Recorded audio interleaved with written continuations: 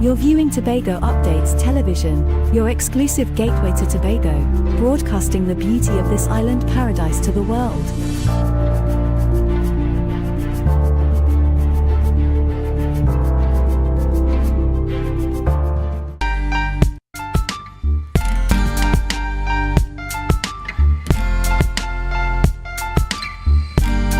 Put a smile on your face when you're moving from place to place.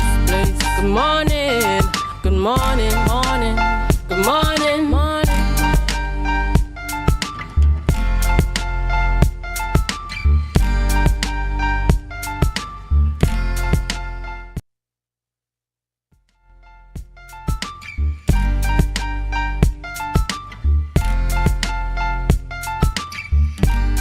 Good morning and welcome to Youth Wednesdays on the Tobago Updates Morning Show. You're viewing us here live here in Portmore, Scarborough, Tobago. And yes, you're joining us here another Wednesday for a youthful, invigorating, vibe here in the middle of the work week. We're here to bring the vibe. We are one man down this morning, and it's a very sad morning for me. However, my name is Dwayne Nurse, and I'm joined with Natalia Nancy's. Dwayne, I understand that you are sad, but I am here to also bring you that vibe and that vigor for the rest of the week. Please don't leave. And also, of course, to our viewers on our varying platforms, Facebook, YouTube, and 102.1 Amplayer. Good morning, everyone. Good morning to you, Dwayne. Oh, yes. You look lovely in your pink. Thank you very much. And all smiles and all. But what has been happening in this space? I think it has been a continuous thing in this space with the reshuffle of Parliament and this, not Parliament, the THA's Assembly, my bad, right? Dwayne, what do you think about it? I don't think I got to ask you that question last week. Well, I wasn't here last week. I took a much needed hiatus last week. But what I think about it, I think that people expected more of the secretaries to be moved around. I mean, I too thought so too, that we would have gotten that, but we only got one. We wouldn't always know the intentions, the strategies of the government of the day, but I guess we just have to watch and see what it will redound to. Also though, we have been having a lot of crime in this space. I mean, crime is an ongoing conversation here in Tobago, which is quite novel for us here on the island, and it raises much of a concern as to what the society is shifting to as well. I'm concerned because crime is measured on a per capita basis, 1 in each 1,000, 1 in each 100. Yes. And the rate at which we are going, I shudder to think that we would want the numbers, the population to increase. We are just about 60,000 persons in Tobago here, over 60,000 persons, and come on, I think it's high time that we play our part. Each individual, each agency, play their part in eradicating crime. Right, this is not Tobago, and I have much need for concern. Yes, as you mentioned, this is not Tobago. This is not our usual Tobago. Yeah. I remember, people used to feel more safe in these streets, walking at any hour in Tobago and these type of things. And now you have, people being afraid to be out past 8, 9 o'clock in the night, 7 o'clock. Right, so we're seeing a very drastic shift in what our society is coming to. I hope that our police force gets on that matter as soon as possible. Yes, and all the other agencies involved. Yes. And we would have seen on social media 2 interesting pages about people posting men and claiming men. And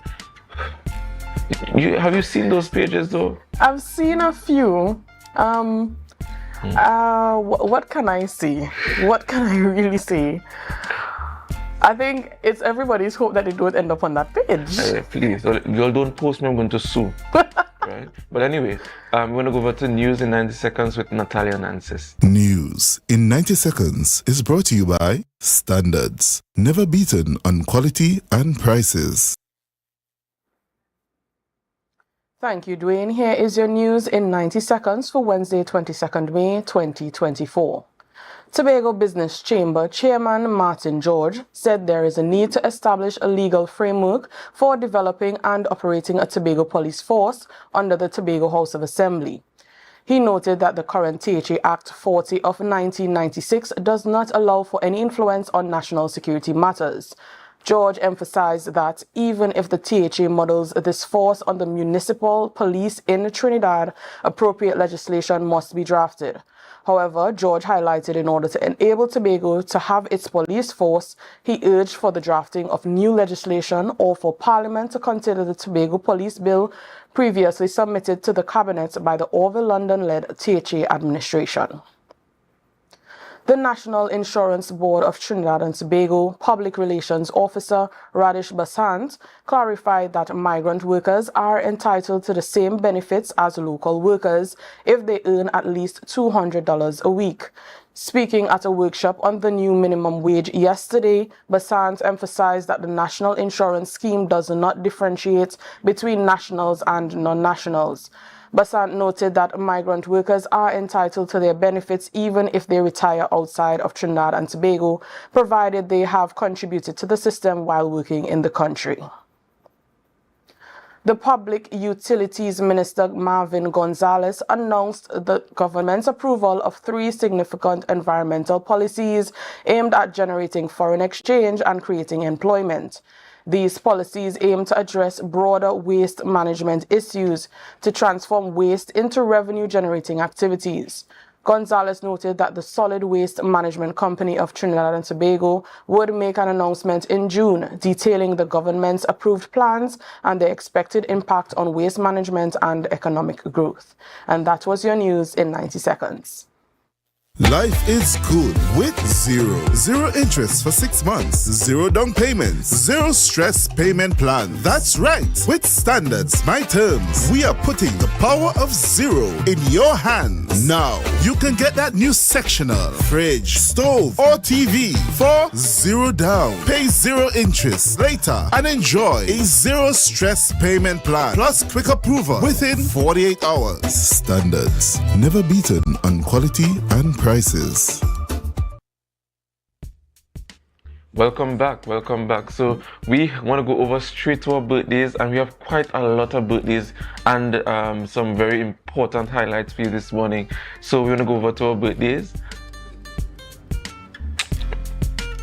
And foremost, congratulations and happy birthday goes out to Mr. Julian Skeet.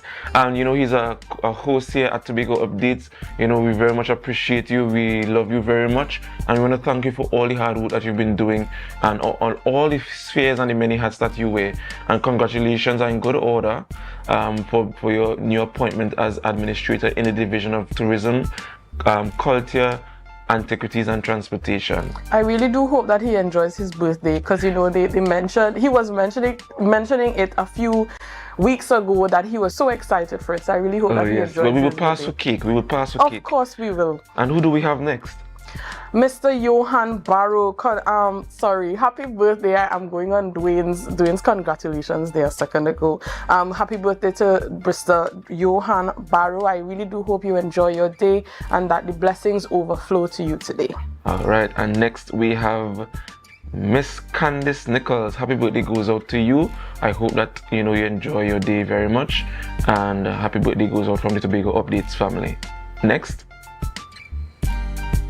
Happy birthday to Mr. Jameson Charles. I really do hope that you enjoy your birthday here at the Tobago Updates family. We enjoy birthdays here. So as you are out there, I ask you that you do something special for your birthday and that you do enjoy it to the fullest. Yes. And next we have our very own Candice Jackson. Candice is a very popular name, and so is Jackson. So a happy birthday goes out to you.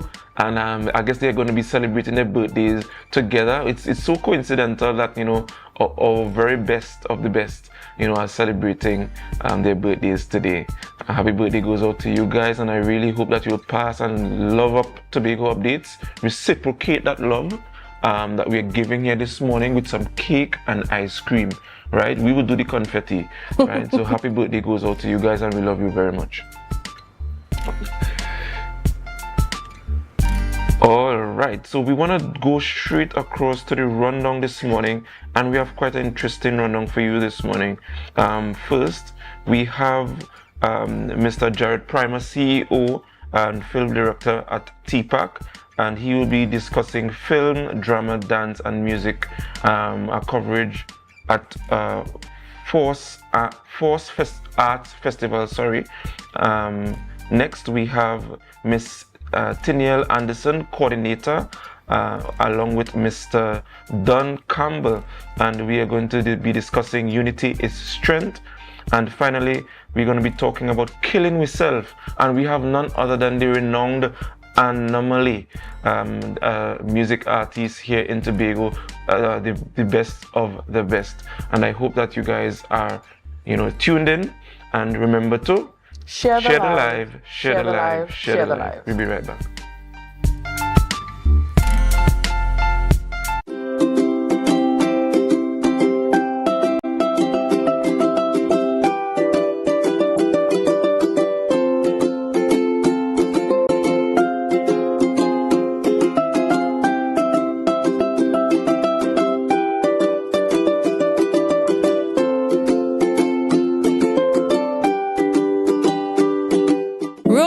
Mouth-watering fries, salads, combos, and specials galore. Feeling for something to eat? Come and see. Our rotisserie is seasoned to the T. Kicking chicken, masala, and jerk roast. Crispy fries made from scratch. Who do you know can't beat that? Or salads freshly cut and packed. When you taste it, you'll be wanting to come back. So come check us out on number 2 Robinson Street, Uptown Scarborough, Tobago. We open on Saturday nights from 7:30 to 11:30 p.m. Monday to Thursday, we're open from 10 a.m. to 9:30 p.m. and on Friday, 10 a.m. to 4:30 p.m. Contact us at 772-7443 and all social media handles at The Rotisserie Factory. At JK Tech, we bring technology to your doorstep. From cutting-edge laptops to reliable printers, we've got it all. Nationwide delivery and a new website for easy online ordering. JK Tech is your one-stop shop for your electronics and computer needs. Carrying top brands such as Acer, Samsung, HP, and much more. Follow us on Facebook and Instagram at JKTechTT or visit jktechtt.com. Quality tech is just a click away. JK Tech. Evaluate your shopping experience, your tech, your way. Call or WhatsApp 383-2651. Shop smart, shop JK Tech.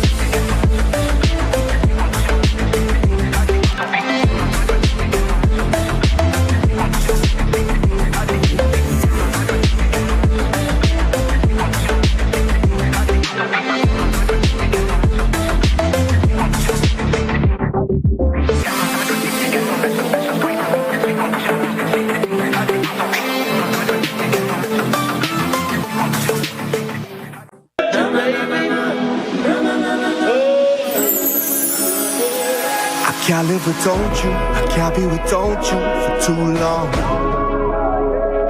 Cause when I'm around you, I feel like the heavens has come down.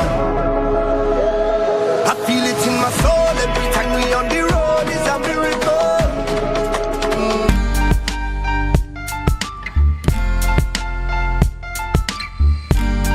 Put a smile on your face when you're moving from place to place. Good morning. Good morning, morning, good morning, morning.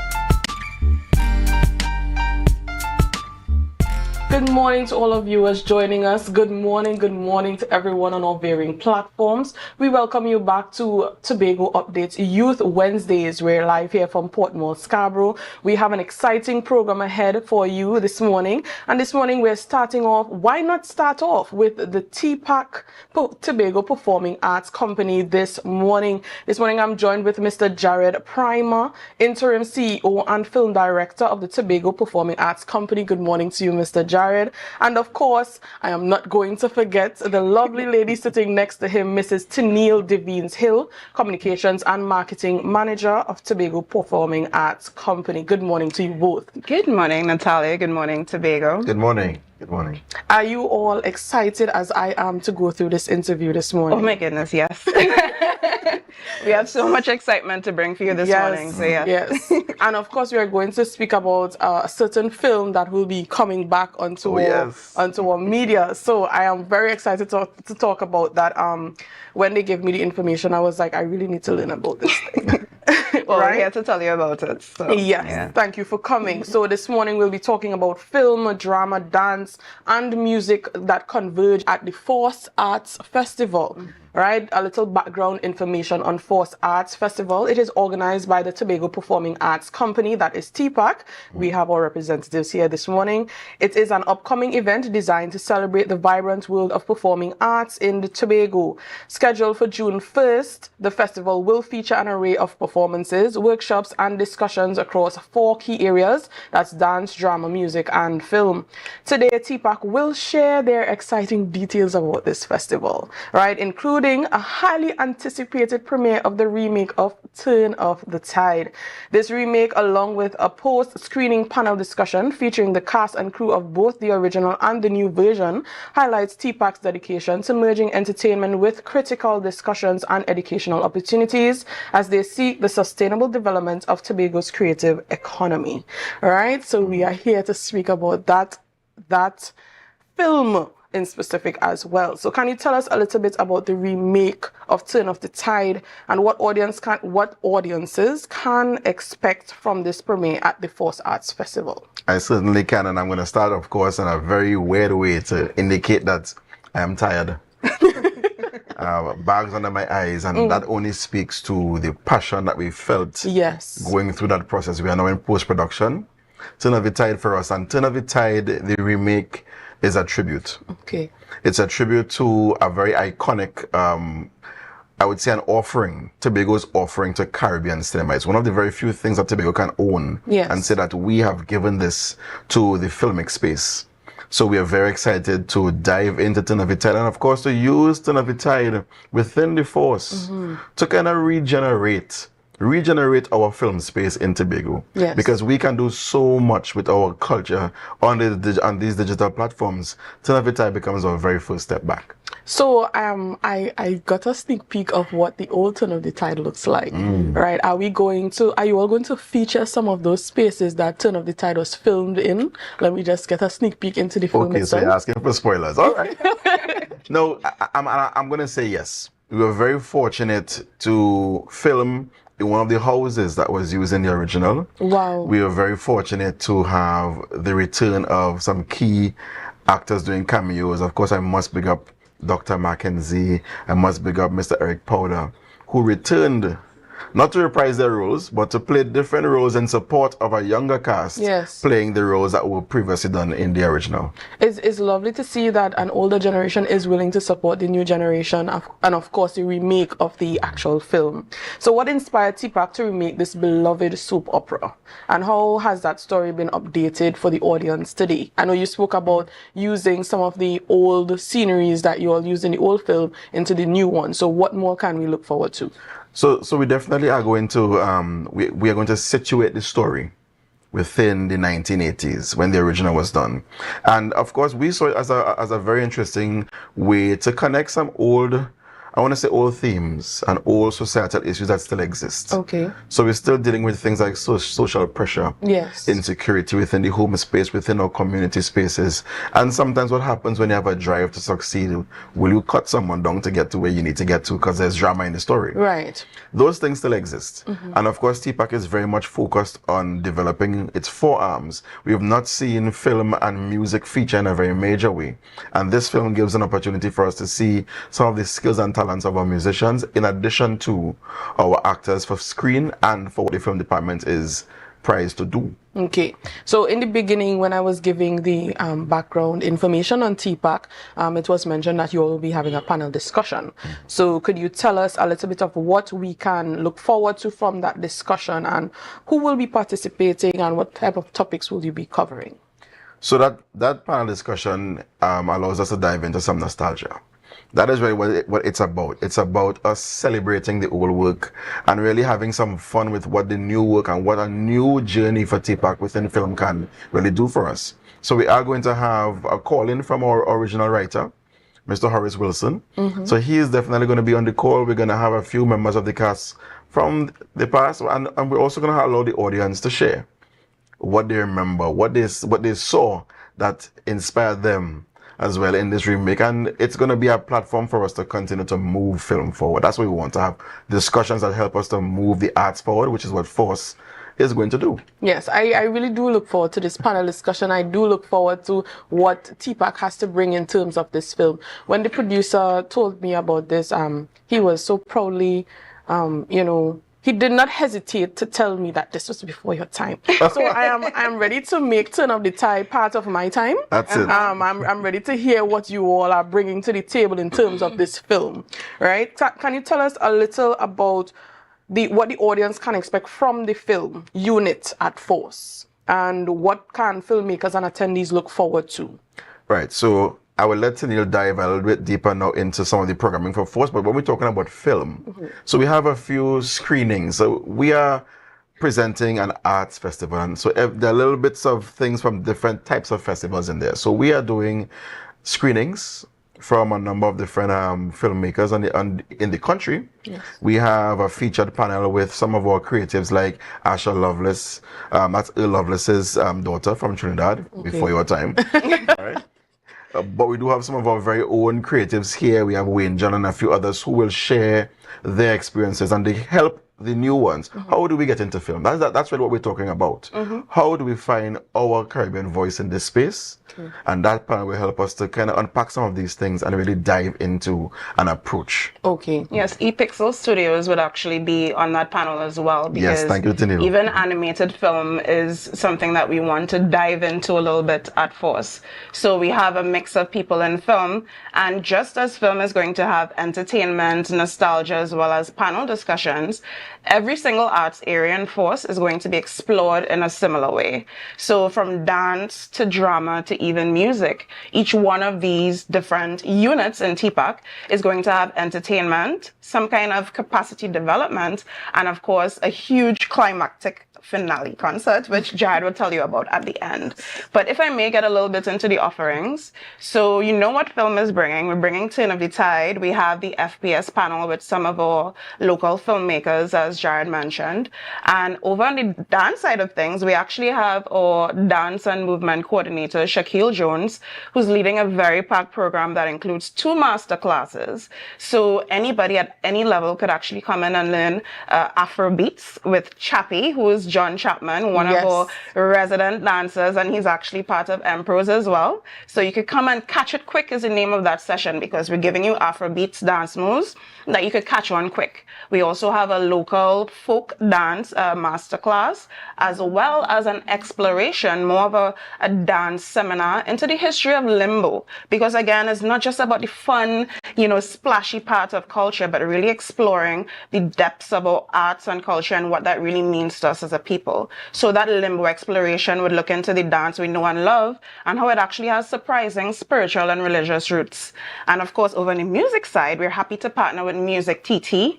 The general manager, Melissa Jimenez, is going to be doing a music and business masterclass. So all musicians, you can't miss this one, is going to help you with marketing your craft and elevating it to the next level. And this is called Mind Your Business, actually. Okay. We have a special guest facilitator who would be doing a performance artistry masterclass to really help performers to engage with their audiences and have that iconic stage presence that everyone would know and love. Yes. And that is Miss Sharon Phillips. Again, we're embracing people in this space who are already talented, who have the expertise, because right now we're looking to hand over the knowledge and develop the entire space, not just your residents at TPAC. And then over in drama, now I know that everybody knows to love and expect a play from TPAC. We had Bitter Cassava. I know you saw that one. Yes. We had Once on This Island. And this year we are having The Fourth Flambeau by Trinidadian poet and playwright Kevin Sawyer. So this, you can find out more about it if you visit our page. That's Tobago Performing Arts Company on Facebook. But we're having that as well as a drama workshop with our youngest thespians in Tobago. We're talking about students of Signal Hill Secondary School as well as Scarborough Secondary School. Because for us, the arts is for everyone. Yes. And these VAPA students are the future of the arts in Tobago. So we're engaging everyone from businesses to students to even the actual practitioners themselves at Force. And part of that, we actually have the pinnacle of the discussions, I would call it, which is a huge multidisciplinary panel discussion. Now, this one is something that I think everyone should attend because we're really exploring the atypical ways in which the performing arts could contribute to the economy of Tobago. We're talking money here, Natalia. So we know that, we enjoy the arts as a way to practice our heritage, to share our culture, but there's also the economic benefits of the performing arts. And we want to explore how we as a people, as a country, could then embrace the performing arts as a business sector as well. So we're having very special guests, including our very own Jared Primer, who's our interim CEO. We have our artistic director, Rayshon Pear, as well as Shaquille Jones, our dance and movement coordinator, along with Music TT General Manager Melissa Jimenez, and Mr. Marlon DeBeek, who's actually the CEO of Naparima Bowl, as we're all going to explore real pragmatic solutions for how we can monetize the performing arts and how we can elevate the people in Tobago. All right. Thank you so much, Mrs. Hill. So I heard you mention a lot of things about what we expect from TPAC, what we expect from the Force, the arts festival that you all have coming up. What I want to congratulate you on especially is that you all have found a way to embrace our culture here using our local talent that we have right here in Tobago. You mentioned a few names, Ms. Sharon Phillips. Yes. You mentioned Shaquille. And if Shaquille is on that project, he is very energetic. Yes. So if that project is bringing the same energy as Shaquille, I really do look forward to seeing this project. Well, Shaquille is actually spearheading the climactic concert itself. Well, you see, look at where you are put him. With Mr. O.J. Richards. So music and dance are actually going to combine for a grand finale concert called Syncopulsion. Yes. You don't have to buy the pass. We're actually selling tickets for that separately as well.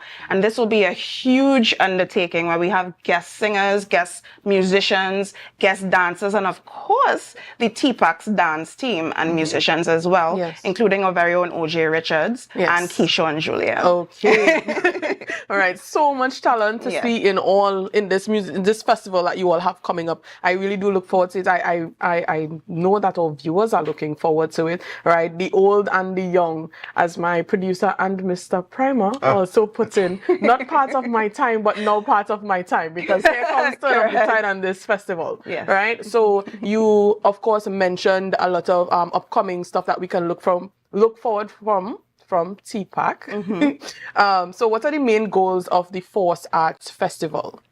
Well, for me and for the entire team, including the board and staff, this is more than entertainment, as we said. For us, it's really a chance to usher in a new generation of performing artists who are entrepreneurial, innovative, and strategic in how we approach the performing arts. So more than just entertainment, this festival is going to set the stage for the elevation of the performing arts sector, where we can really contributes to social and economic development of Tobago. And I want to also add one more thing for because of a scenario that we experienced. When we first put out the ads for Force, a local musician called and asked, so do you have space for me? Is there a space for me to do my thing? And that was very encouraging for us because Force is also a safe space for our creative artists on the ground to come and ply their trade. Because at the end of this year, now this year is only one day, June the 1st, may remember June the 1st, but it will evolve into a 4-day festival. And we're going to allow all our artists to come in and really experience, learn, share. And we must big up the Junction. We have the Junction. Let me tell you what the Junction is. Let me The Junction is a full floor that will be open for the public to, well, paying public, to view our vendors within the arts. We want you to see who are the people behind the scenes, who contribute to the arts. So we're talking about our audio providers, our costume creators, we're talking about our set designers, and of course, we're even talking about our government companies. So TTAL, TFCL, and the Division of Culture will also be there as well. These are I would say the machine parts, and we want you to come and experience them in the Junction. Network with them. They may have something for a smaller event that you may have. So that's what the Junction allows us to do as well at Force. Okay, and as we wrap up our interview this morning with Mrs. Hill and Mr. Primer, I would like you to tell our audience where we can purchase the tickets to this festival and where we can find more information. Of course, well, tickets right now are on sale online at islandetickets.com. So that's Force Festival. And we also have tickets on sale, as I said, separately for the finale concert alone, which is on Island E-Tickets. And audiences and attendees can find out more information by visiting us on Facebook. That's www.facebook.com/Tobago Performing Arts, or just search for us, Tobago Performing Arts Company, and we're very visible. Right. And we really look forward to everybody who has a vested interest in the performing arts sector, whether you're a patron or performer, to come out and support the arts at Force Festival. Yes. Thank you, Mrs. Hill. So to everyone just joining us here on Tobago Updates Youth Wednesdays, this was Mr. Jared Primer, Interim CEO and Film Director of the Tobago Performing Arts Company, and Mrs. Tennille Devines Hill, Communications and Marketing Manager of the Tobago Performing Arts Company. Thank you so much for being here with us. Thank you so much for your education and turning off the tide. I must put that in as well. I hope to see you in our audience. Yes, of course. And I'm coming to look for you all. Yes, definitely. For sure. Yes, and I really do hope that the ventures that you have going forward, they come to pass, because, I mean, Tobago has a lot of culture to display, right? So we want to thank you so much once again for being here with us this morning. Thank you as well. Viewers, as we continue on this morning, Into Unity is Strength, we ask you to share the live, share the live, share the live.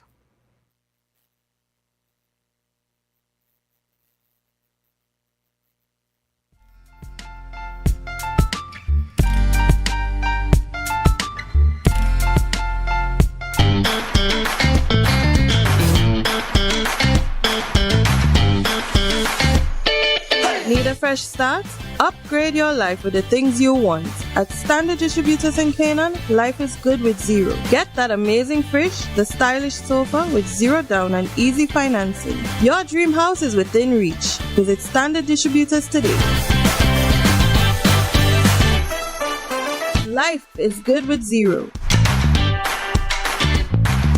Deltec Distributors Weekend Special Wings Friday. £3 wings, 2.5 kilogram fries. Special 100 TT Soup Saturday. £2 cube beef, £2 cow heel, £2 chicken foot, £2 pigtail or smoke bone. Special $150 Super Sunday. £3 leg and thigh chicken, £3 sliced pork, £3 lamb slice, £3 cheese, 2 pack of pasta. Special $250. Located Main Road, Argyle, Tobago. We deliver 20 TT. Contact us on deltecdistributors.com 395-5040 or 237-0102. Deltec Distributors Weekend Special.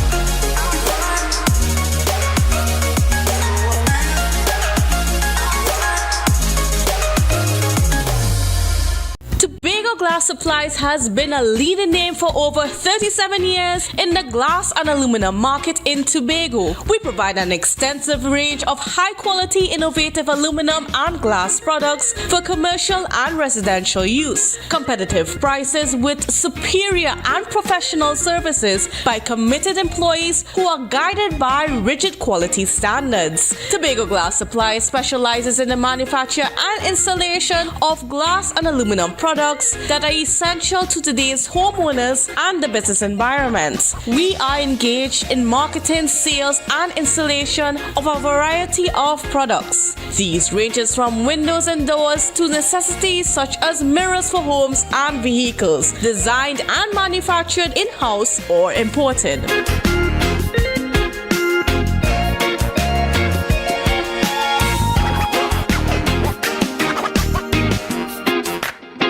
You can now get whatever you need whenever you need it anywhere in Tobago with Tobago. Your meals, medication, groceries, and shopping all delivered directly to you. No more hassle, no more stress. Get the Tobago app today on Google Play or Apple App Store. That's TAPPOGO and let us deliver to you. Check our website at www.tapogo.app or call the experts at 494-TOGO and 484-4746. Tobago. Relax. We will get it to you. Tobago's at your service.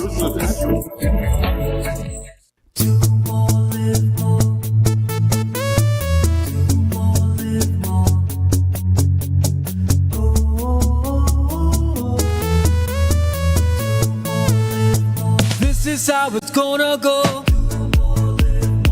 They better look up and look, 'cause this is your show, and everybody's gonna know.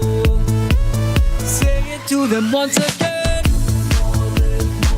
They better look up and look.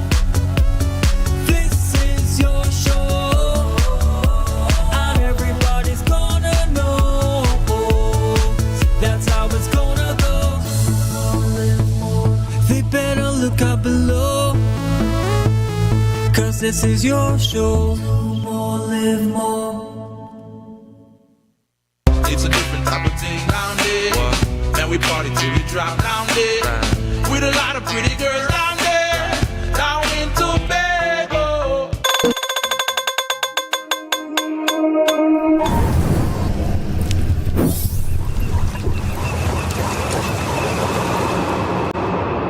No place like home, home, home. Oh, I love Tobago, baby. When we outside, it's an ocean of love. All that we align to the stars up above. Let we dance now, take a chance now with me.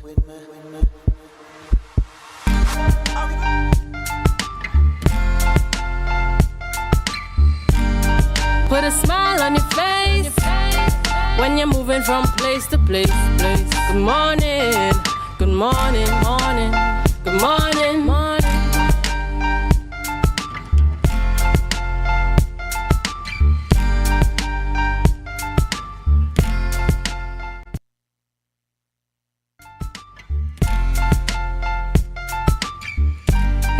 Good morning and welcome back to Youth Wednesdays on Tobago Updates Morning Show. You're viewing us here live here in Portmore, Scarborough, Tobago. Yes, my name is Dwayne Nose for those of you who do not know, and welcome for joining us.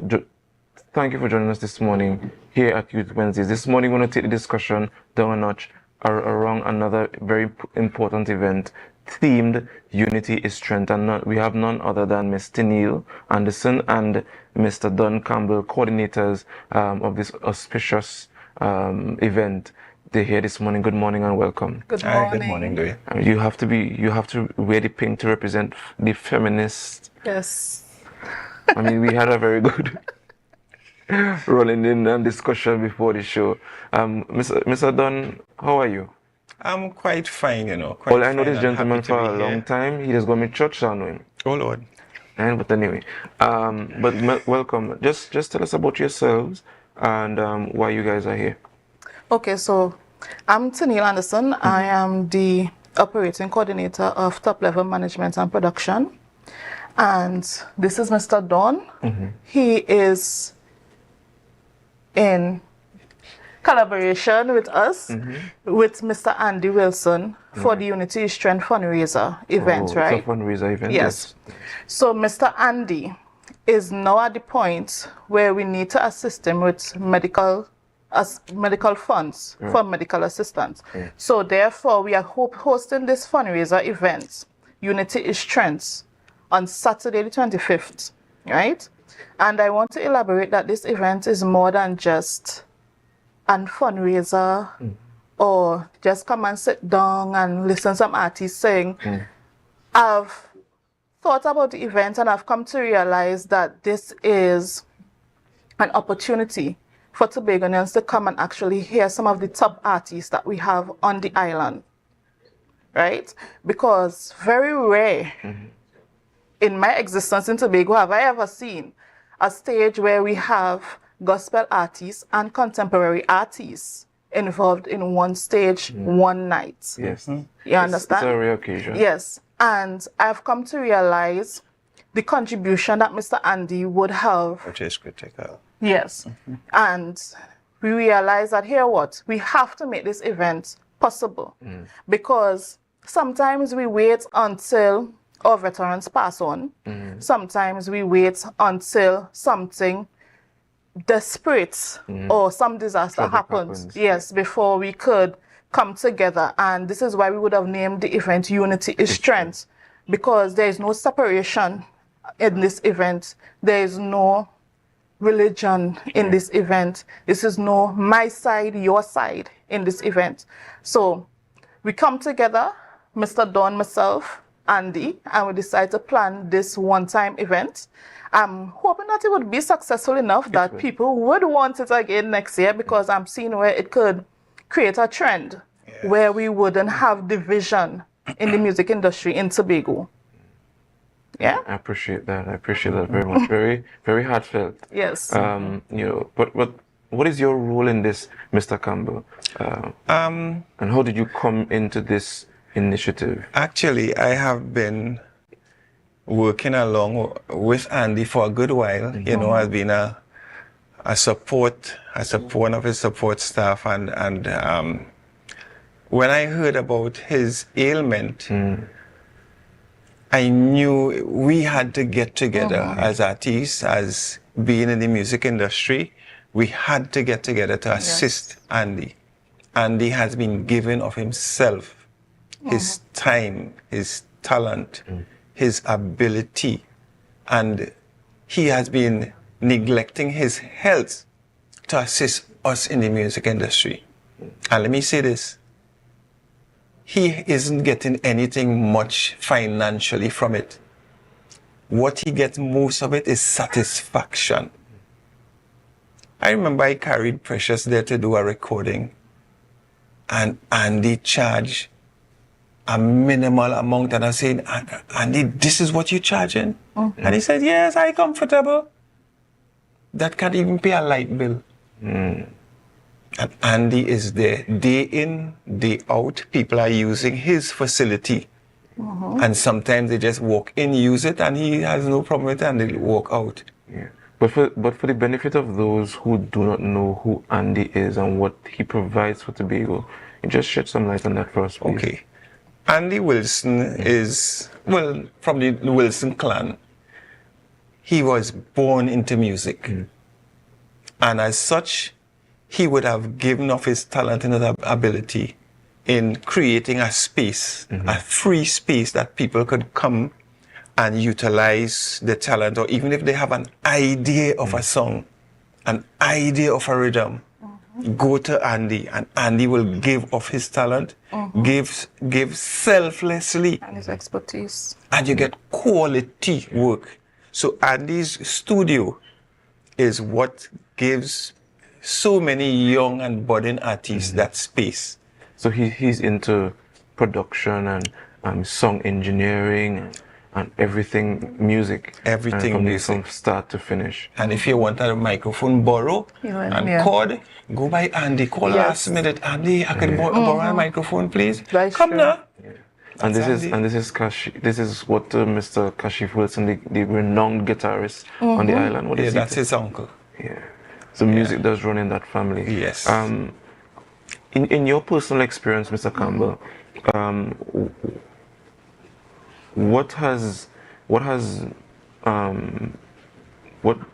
what is your impetus, right? Given the fact that you said that he would have given to Tobago personally, what can you say he would have given or contributed to you to see that he would have done his best and you would have seen that redound to something great? To me, I know you mentioned a name, but I don't want to be presumptuous. To me, I have to back up a bit. I would have carried my, I manage Precious Regis, and we would have done recordings in Trinidad, and we weren't too pleased with the outcome or the quality. And someone told me about Andy. And I went and I carried the recording. I said, listen to this, I'm told that you are the person to come to. And he dissected that music into what he called strands. I started to learn the terminologies. And he was able to define the quality of song that I didn't really expect in Tobago. In Tobago. And because of that quality, and I realized he has a kind of earnestness, a kind of drive, a kind of vigor, a kind of love. Passion. And because of that, you can't help but endear yourself to a man of that kind of quality. And now, because he has been given so much to us, you have to give back. We have an opportunity now and say, Andy, thank you. This concert is about thank you, Andy. Yes. So certainly, and I mean, I'm feeling it here. You know, I mean, I appreciate what you guys are doing, because you know we always want to give flowers when people are dead. Yes. And when they're gone, and it's very, very, very noble of what you guys are doing here today. But back to the event itself. Where can we get tickets? Where can we buy tickets? Okay, so the event is pay at the door, right? So the door would open at 5 p.m. The show starts at 6 p.m. What date is this event? The 5th of May. The 25th of May. Yes. Saturday. Saturday coming. This Saturday, not next week Saturday. This Saturday. Not the 25th of June. And just this tell Saturday. the viewers where? We're having this event at the library, library auditorium. So the doors would open at 5 p.m. Show starts at 6 p.m. Okay. Right? And what are the prices like for tickets? Children are 50, adults are 100. And I will be free? No, it's a fundraising event, so I wouldn't do that. You won't be free. Yeah. I might give 150. That would be great. Also, we are taking financial contributions.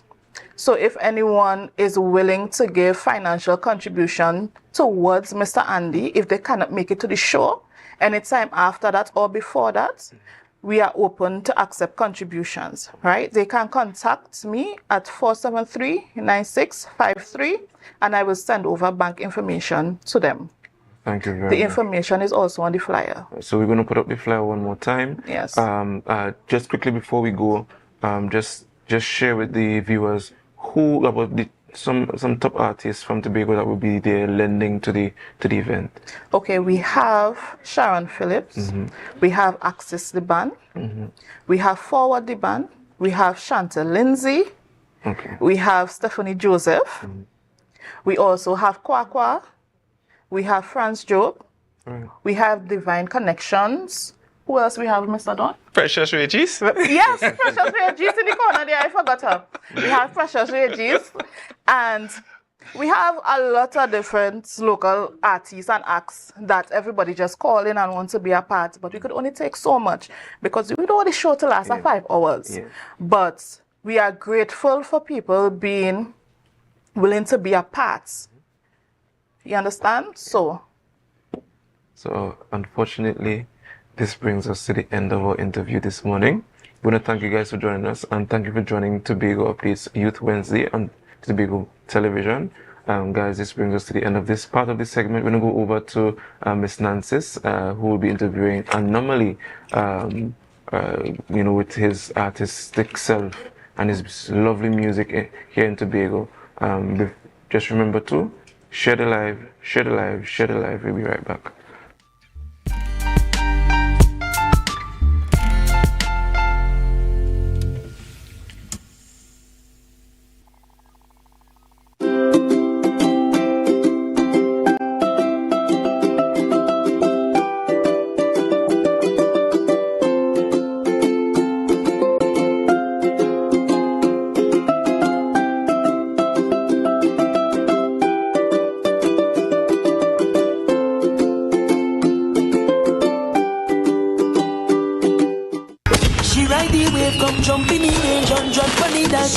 Money mean, don't need your love that I cost me fi pay. Like King Solomon, a bag a girl to me name. Every girl broke out, Lord, broke out. Me say hot girl understand your time fi step out. Big bumper girl, your time fi get strap out. Hand on your knee, treat a girl and your body. And every girl I get wild out tonight. Why? Party in my out tonight. If she suck, me a find out tonight.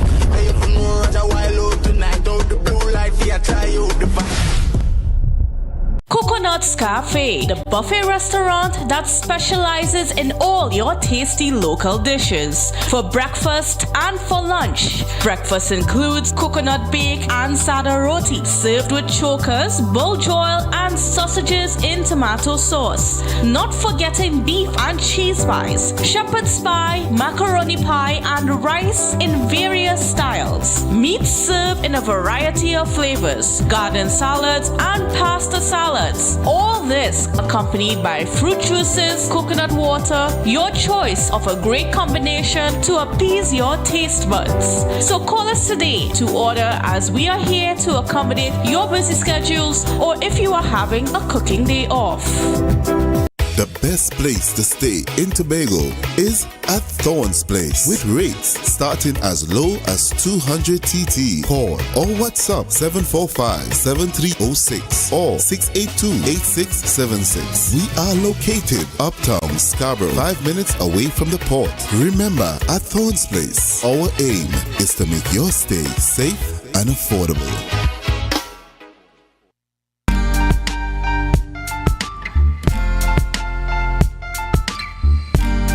Put a smile on your face when you're moving from place to place. Good morning, good morning, morning. We killing ourselves, Trinidad. We killing ourselves, Tobago. We killing ourselves, we killing ourselves. We killing ourselves, Tobago. We killing ourselves, Trinidad. We killing ourselves, Tobago. We killing ourselves, we killing ourselves, we killing ourselves. Sometimes me feel confusing and myself tell me if I'm me alone feels up and now not time for make no enemies. Now a time for work hard and build with your family. Who not here go feel me, beg you put down the steel. Get a youth, go to school, that a one of the key. Yeah, to success as a G, me telling you. In a my place today, yes it's married, tomorrow them dead and gone. Father God tell me why life so dark and hard. Why life so dark and hard.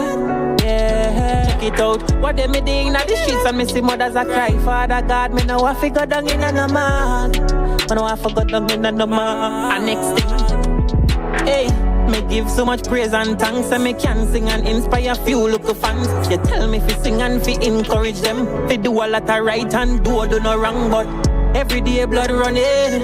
Every day somebody just a kill somebody. Me no know how I want. Father God, watch out. Every day them get up and blame the government, but I know that people just not listening. That song had me bobbing my head. I got caught up there for a little bit. Right, so we are here back on Tobago Updates, Youth Wednesdays this morning, and in studio we welcome the one and only Anomaly. Right, we just want to welcome him here this morning. That was his single, We Killing We Self. It's our message to the young people and of course our society here today with the increase in violence. A good message to have out there for our young people and our young at heart, if so to speak. So this morning, joined by Anomaly, how are you this morning? I'm fine, good morning to you. It's a pleasure being here. It's a pleasure having you. Right, so what was the main purpose behind you writing this song? I mean, Our culture is becoming very violent. Our society. So. Definitely. Well, the song speaks for itself. You know what I mean? We killing ourselves is the concept behind it is actually, most people get the concept as, you know, it's just gun violence and knife stabbing, but we killing ourselves is basically everything we're speaking about. Say for instance, like you have a child, I have a child, but you're not talking to me as neighbors while we're growing up and thing, and you're encouraging your child not to talk to me, but you don't know what position your child might fall in and what position my child might fall in. My child might be able to help your child in the long run. You know what I mean? So you're poisoning yourself. Your child is part of you. We're killing myself. You know what I mean? Yes. So yeah, that was just the concept behind the whole song to, you know, help the nation build back Trinidad and Tobago, because the crime scene getting very hectic in Tobago, especially in Tobago, you know what I mean? And that's sad. Okay, so I know that this violence, unfortunately, is of the younger generation. People like you, people like me, right? Our age, they're very much involved. So who was really a target audience in when you wrote this song? Who is this message really for? Basically, my target audience is for everybody, because crime doesn't have an age. You know what I mean? So the target is for the young, the old, the in-between, and everybody. Because as I say, crime doesn't really have an age. So, yeah, that is target. And you are correct. Crime doesn't have an age. So, it's nice that you are targeting the young and the old alike, and those in between. Crime doesn't have age, and we shouldn't have a stop on the message bringing across positivity and no crime at all. No time. It would be nice to have a no crime Trinidad and Tobago. Crime free. Right. So the title of the song is We Killing We Self, right? You mentioned what we killing we self means when we started. Yes. But there is a line in the song itself that says, every day them gets up and blame governments, but not that people just not listening, right? Now this stood out to me because it's been said by a lot of people, right? So you explain your point of view on that for me, your perspective. You are the most wise interviewer I ever had. You said that question there is a proper question, right? So every day them get up and blame the government, but another people just not listening. Yes. You can't get up every day and blame the government for 25 years of your life, 30 years of your life. Right. Every day, everybody getting up and blame the government. And what can the government really, really do about crime? I don't think the government could do anything about crime, because they're not everywhere. They're not everywhere when the crime happening. You know what I mean? And adding to that, there's a lot of opportunities for the youths and them by the government. Okay. The government I don't think the government come here to spoon feed us. So you're saying we need to get up and get? Definitely. Yes. We need to get up and get. We can't depend on the government. No, that is, well, I think I grow real different. I just grow depending on myself, not even my mother. You know what I mean? I always depending on my strength. So getting up and blame the government for everything every day, that doesn't make any sense, because you're gonna live. You ever look and see the people and them that blaming either the government, or they might blame somebody else for their mishaps, right? You ever look and see what have they, if they ever reach success, after like they blame this one for 25 years of their life, and their life still there, blaming people, and the people who they're blaming done gone up the ladder, and them men realize they're still down here, still blaming. Yes. A lot of that does go on. That's true. So people just waste their life. You're wasting your life blaming the government, but you're not getting up and try. The government have a lot of opportunities out there, but people don't like to go through the paperwork, and they don't like to go through the steps, follow the steps, and just not the government alone. And private places have steps you had to go through, and people just don't like to go through the steps. But there, you're mentioning that the government has a lot of opportunities, and so does private business owners. But what about starting your own business? Definitely, because every youth have a talent. I'm sure about that. Every youth have a talent, and you have to find where your talent is. Your talent is where you're best at. Yes. I mean, a lot of us have a lot of different skills that we could do. Yes. Some of us multi-talented. But you just have to find your strong point and deliver, and that's all. As a part of this conversation, I want to throw in a quote to our viewers out there. It recently came up on my timeline on Facebook, and it said that even if a degree or a skill might take 4 years to learn, and you're 32 right now and you think you're too old, doing the math, you'll be 36 in 4 years. Definitely. But anyhow you take it, you would still be 36. Yeah. So just do the degree, do the skill, get involved. I really like seeing that is your perspective, what you were trying to bring across in that line in the song. I really appreciate that line. Yeah. That's a Youth, top line. we really need to get up and get. I mean, yes, the government has some stuff that they have to do in terms of fixing avenues for us to be introduced to. Yeah. We also need to do things in ourselves to get up and we have to help each other. Yes. If you help the government gonna help you. Sure about that. Yes. You know what I mean? Right. So this has been a recurring song on my timeline, to be quite honest. A lot of people are talking about it and this type of things. Yes. Is it possible that we can look forward to more music like this? And I would expound on that question a lot. Yes, we're experiencing violence in the community, but I don't know if you realize a lot of the music that is being released, it encourages the violence. It includes the violence. So can we look forward to more music like this from you as an artist growing in your sphere? Can we look forward to more positive vibes, as you would say, in your music? Most definitely.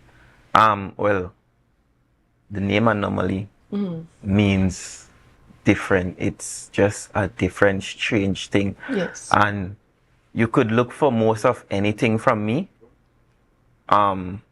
If I do release, people will say negative song or a gunman song or a bad man song, or if I do release one of those songs, it's not basically teaching you to do violence. Sometime in life you just have to defend yourself. So you need to hear the things you need to do to defend yourself sometimes, you know what I mean? A song is very powerful, but no negative song never get me to do anything negative, because you have you. You have yourself. At the end of the day, you have to think about what you really want to do. If you want to see a family live on forever, because you're going on the gun road, everybody getting targeted.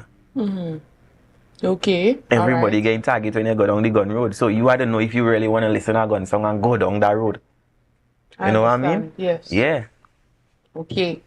So, as we're talking about going down the road, Trinidad and Tobago is going down a road currently. Definitely. And the road is violence, the road is guns and gangs, and according to you, in your song, a lot of gangs calling a lot of numbers. Wrong type of numbers. So, what is your view on the increase in criminal activity and violence in our country?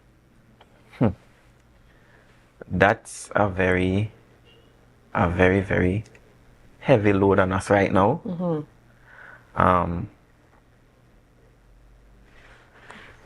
Rephrase the question again for me. All right. So I'm asking you. It was like so many mix up in it. So give me the main point. What is your view on that, on the violence that is currently going up and up in our country? Like, what do you think we could do to curb it? What do you think is the reason for the violence? And you're a musical artist, and you've started your initiative of releasing this song. So what can we do about it? What is your view on the increase? A lot of the crimes, I think, is personal stuff that going on. Nobody won't just say and just like, it's random, rare that gonna happen. Like somebody just say and just do like and decide they're gonna take you out of this life.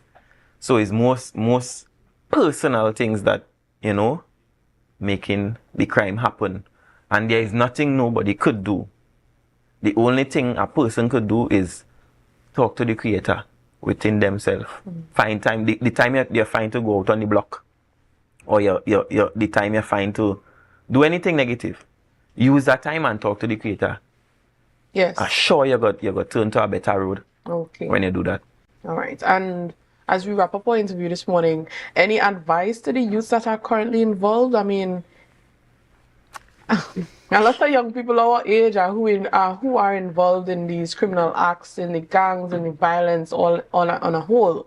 So any advice to those youths that are currently involved? What avenues can they take instead of looking at illegal action and look to legal action? My first advice for the youths will always be talk to the creator.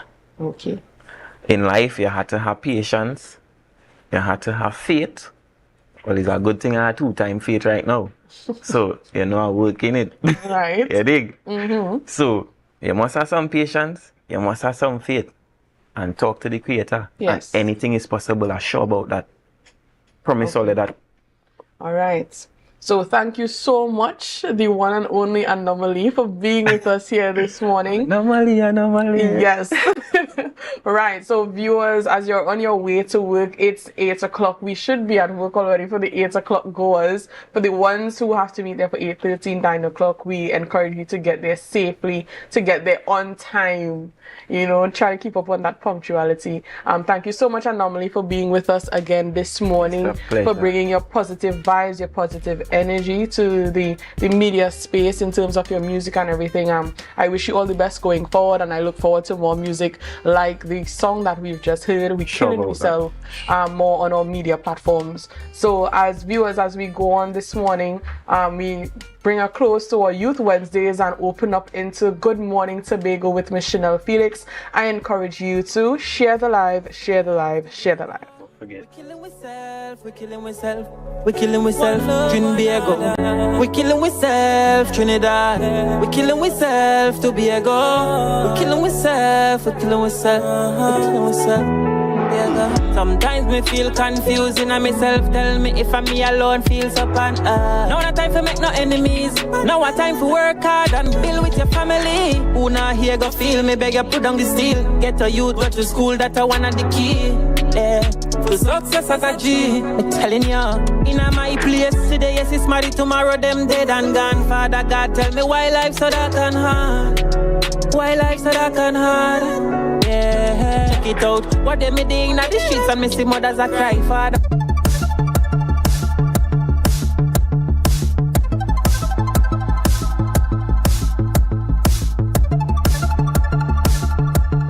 Black Rock native Daniel Stewart, the owner of Frontline Flavors, is preserving Tobago's culinary traditions.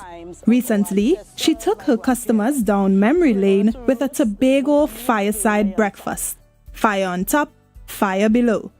Culinary traditions reflect the history, values, and beliefs of a community. According to Daniel, it's all about honoring our ancestors and the culinary legacy they have passed down through generations. Take a look at this video which highlights it all. Recorded and edited by Melvern Isaac and produced by Industry Management. Welcome to Frontline Flavors. This is a restaurant where we do mostly local cuisine. What we are doing today is doing a demonstration of how roast bake would have been done back in times of our ancestors, my grandparents. So in order to roast whatever meals they were preparing, they would have done it on the fireside, put it in the pot, and to trap the heat, they would have covered the pot, put the fire on top. Ducking of the bake is to allow the gases to escape so that you're not going to have a bread. So we're going to separate the coconut shell and the wood. So you're going to have less direct heat. If you leave it with too much heat, it's going to burn the outside and the inside is not going to be thick. But we realize at Frontline Flavors, our tradition is slowly dying. So this is one of the ways that we can ensure and preserve culture, making sure we continue this legacy. We are going to do the actual eating with butter And I must say the first piece.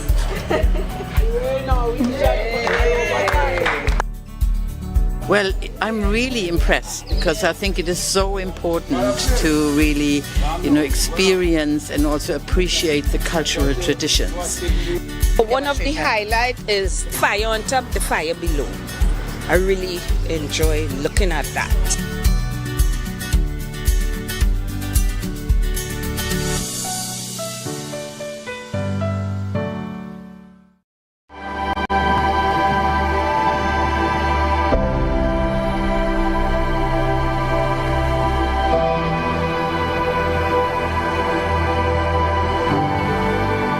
It's only when I go abroad and I see what is out there and I come back and I measure against what is here.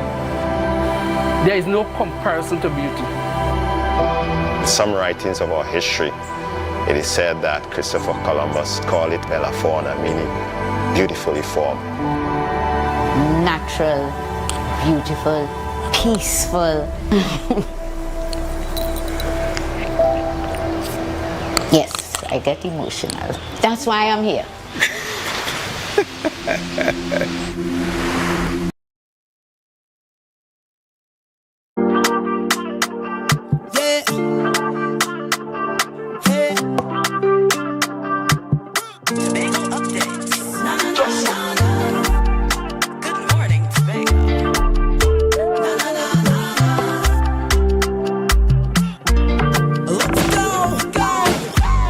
It's a brand new morning, rise up to a brand new dawning. As the passion start to rise, the energy fill the skies. I say thanks for favor to wake up and hear me neighbor. 60,000 people strong, and the vibes is never wrong. We are beauty, we are power, we are people in the sun. We are beaches, we are rivers, we are melanated ones.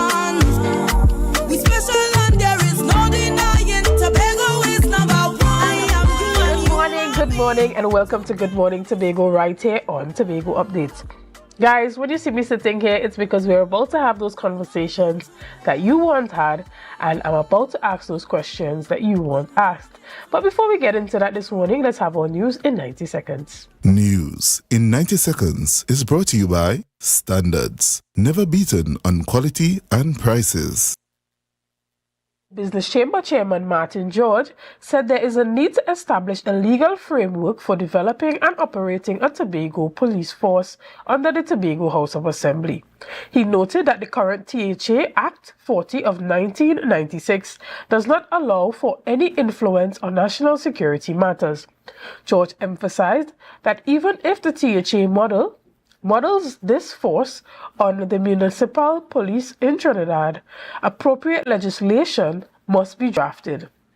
However, George highlighted in order to enable Tobago to have its police force, he urged for the drafting of new legislation or for Parliament to consider the Tobago Police Bill previously submitted to the Cabinet by the Orville London-led THA administration. Additionally, National Insurance Board of Trinidad and Tobago Public Relations Officer Radesh Basant clarified that migrant workers are entitled to the same benefits as local workers if they earn at least $200 a week. Speaking at a workshop on the new minimum wage yesterday, Basant emphasized that the national insurance scheme does not differentiate between nationals and non-nationals.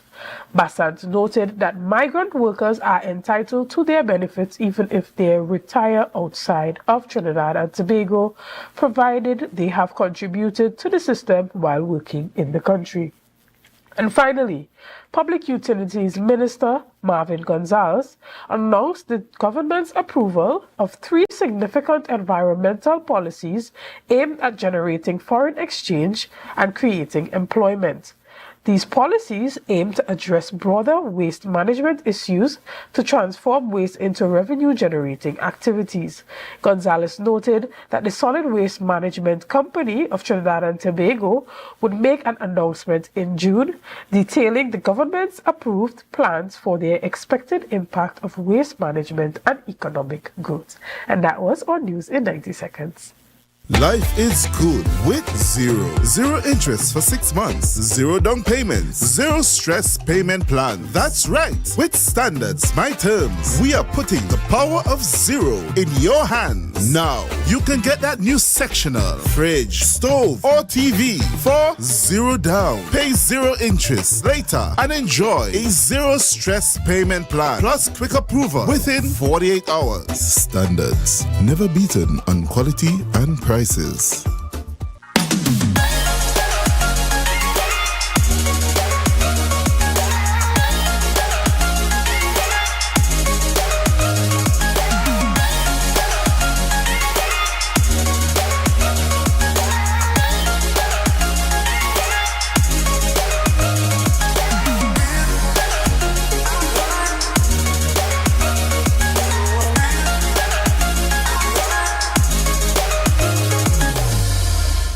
You can now get whatever you need whenever you need it anywhere in Tobago with Tobago. Your meals, medication, groceries, and shopping all delivered directly to you. No more hassle, no more stress. Get the Tobago app today on Google Play or Apple App Store. That's TAPPOGO and let us deliver to you. Check our website at www.tapogo.app or call the experts at 494-TOGO and 484-4746. Tobago. Relax. We will get it to you. Tobago's at your service.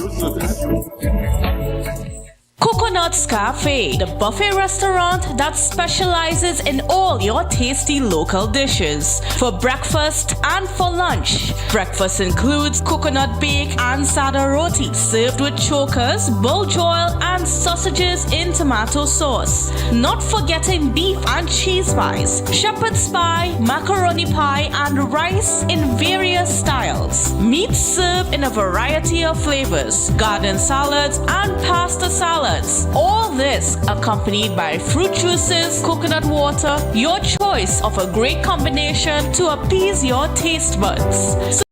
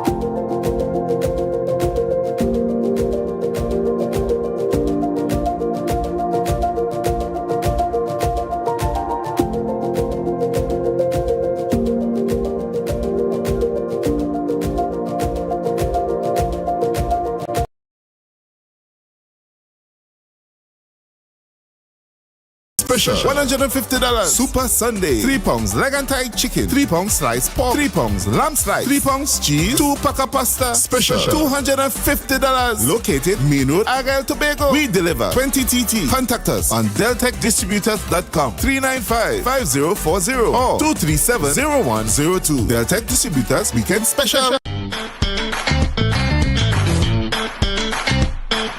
Need a fresh start? Upgrade your life with the things you want. At Standard Distributors in Canaan, life is good with zero. Get that amazing fridge, the stylish sofa with zero down and easy financing. Your dream house is within reach. Visit Standard Distributors today. Life is good with zero. She ride the wave, come jumping in range, 100 money, that's much your money mean. Don't need your love, that can cost me 50 pay. Like King Solomon, a bag a girl to me name. Every girl broke out, Lord, broke out. Me say hot girl, understand your time to step out. Big bumper girl, your time to get catch your bounce. Hand on your knee, you treat a girl and yardy. Every girl I get wild out tonight. Party in my out tonight. If she suck me, I find out tonight. And you don't know what a wild out tonight. Out the blue light, yeah, try out the back.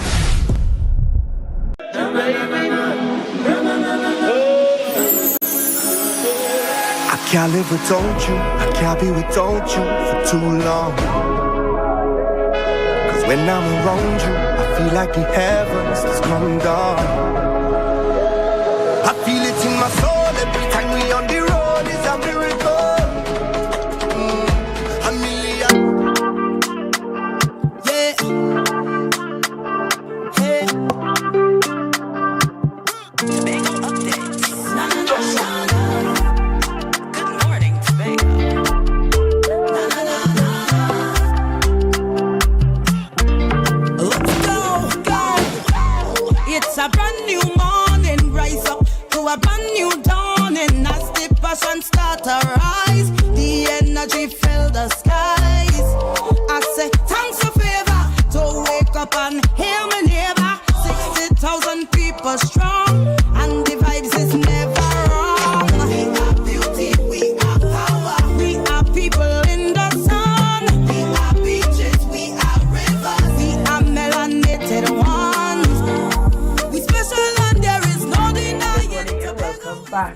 Guys, as we head into our conversations this morning, we're talking a bit about what's happening at the Studley Park quarries. And to have that conversation with me this morning, I have Mr. Ashwood Jack, who is the chairman of the Studley Park Enterprise Limited. Good morning, sir. Hey, good morning, and thank you for having me this morning. I know that this is not under the best of circumstances, but I think it is important for us to have this conversation. Excellent, and so do I. Now, before we get into the details this morning, I want you to give Tobagonians an update about what has been happening at the Studley Park quarries. Well, I think this has been something that we have been discussing for quite a while. Over and over, we have been speaking about what is happening at Studley Park. In the last couple of months, in particular the last 2 or 3 weeks, there have been a situation where the Nordberg plant, which is the greatest producer of the 2mm, which is a French plant. There are a couple pieces of parts on that plant that went bad, that had to be brought in from France. There was a pump in particular for the gyro disc that produces the 2mm plant. That was very troublesome. We had about 2 or 3 different ones because they were not fitting. The plant is about 40 years old, and so you find that even some of the parts have now become obsolete, and therefore it's a trial and error in some of the cases. They send a number and then the plant, sometimes it doesn't fit. Then you have to do some tweaking, because even while we speak, that particular pump has been set in place. About a week and a half ago, we would have attempted to replace the 2 crushing jaws on the Cedar Rapid plant, which is the new of them, not a new plant, but newer of the plants, because the rate of crushing had reduced considerably because of the wear and tear on that plant. When the parts did come in this is an American plant. When the plant did come in, last Friday, they were about to set it in place. That was Thursday or Friday. I think it was Friday. We had a visit, an impromptu visit from OSHA. OSHA then said to us, they want to see the chains that we're using, the blockchain that we're using to put it in place. And then said, they are not seeing the 2024 stamp on the chain, and we can't put it up unless we get the stamp. Okay. Now that stamp, to have that, the approval on us, I have to go to Trinidad. There's no place in Tobago that does that, a certification stamp. So we right ahead, the staff went ahead attempting to get a certification stamp or to buy one that is certified. Then we will send those that we have to have certified. It means that plant is shut down altogether, and that was the producing plant. When we are in the process, that's not last Friday, the Friday before. When we're in the process of having that set in place, OSHA checked us again and said they want to see the excavator we're using to put the part, to lift the part in place. When the excavator was checked, we were told that the excavator have to get a certification for 2024. Now, I'm not sure if any excavator in Tobago at all have had a certification for 2024 or even 2023 for that matter. Okay. So that was another hiccup. What we did is that we checked around and recognized the Division of Agriculture had the newest of the excavators in Tobago. We did contact the secretary, and after the conversation with the secretary, she asked her to write her, which we did on the same day. She did speak with her people, the administrator. They did call us, and we made an arrangement for the excavator, which is for today, the 22nd. So that is, as we speak right now, that certified excavator with the certified chain has been put in place. That should be finished sometime today. But recognizing that there was an issue with the slowing down, the considerable slowing down of the production of especially the 2mm material to make the hot mix, I would have taken it upon myself to call the truckers to a meeting. Okay. And so we invited them to a meeting last Friday. And at that meeting, we attempted to explain to them the situation and ask them to bear with us for another week or 2 weeks maximum. We left the meeting with an appreciation for that they understood, because there was a number of things. Because one of the things that the truckers asked, why don't we import the 2mm? And we explained to them. I would have asked the question, how many of you have bought sharp sand in the hardware? And everybody said they did. And I said, what is the price of the sharp sand in the hardware? It's $605.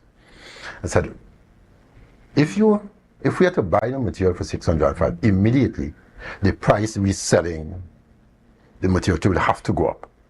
And of course, then you'll hear another whole hullabaloo that the price have gone up by 50%, by 40%, as the case may be.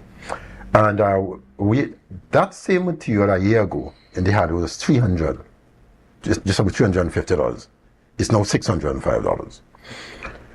That being said, as we speak right now, as I said, the excavator is there, the chain is there, we're putting that in place. We hope to have that done by today. And it is not a situation that I am comfortable with. I'm very, very uncomfortable with it. And it is not something that we sat on our hands and to allow to happen. And I also discovered yesterday, and that we had a number system that was introduced last week, Wednesday or Thursday, that I was not aware of. Okay. And the number system seemed to have created its own hiccup. I am a believer that you do not solve a problem that you don't have. Okay. And therefore there was no real need to put a number system in place when there was a camaraderie among the truckers that says, you first come, then you move in the line, and stuff like that. But that will be discontinued as of today. Okay. And we are hoping that the repairs to the plant is completed today, so that we can go back to our 5 or 6 weeks ago production. Okay, and tell us, what was the percentage in lost in capacity that happened because of the issue at the Nordberg plant? The Nordberg plant, in terms of sand production, is the greatest sand producer. So if you're not producing 2mm sand at the Nordberg, your sand production will be reduced by about 85%. Okay. Okay. And the problem that the truckers are having is not 19mm or 9.5. It is the way we call mixed aggregate, which is a mixture of the 19mm, the 9.5, and the 2mm. The 2mm is the filling base in order for the material to hold when you cast it. And that is where our biggest problem lied in the last couple of months. Okay. And so if you have a 85% reduction in the production of one of those things, then you will have the problem that we have.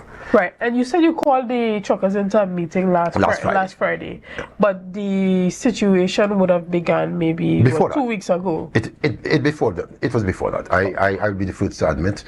You see, I'm hearing the question that I was about to ask is, at what point in the entire situation did it reach to the point where you felt like, okay, now is the time to speak to the truckers, as opposed to the onset of the issue escalating, where communication could have been made to the general public? Well, the thing about it is that it's not that we have ever I'm on this program, we communicate on a number of programs with the truckers, but it became acute.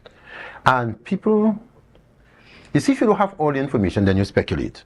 And a lot of the truckers, it's either they knew or they speculated. And let me explain that.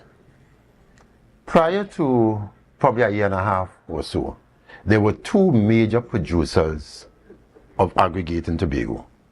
It was Warner and it was Study Park. So I'm hearing even a former secretary talking about crash and burn. I'm going to deal with that a little later.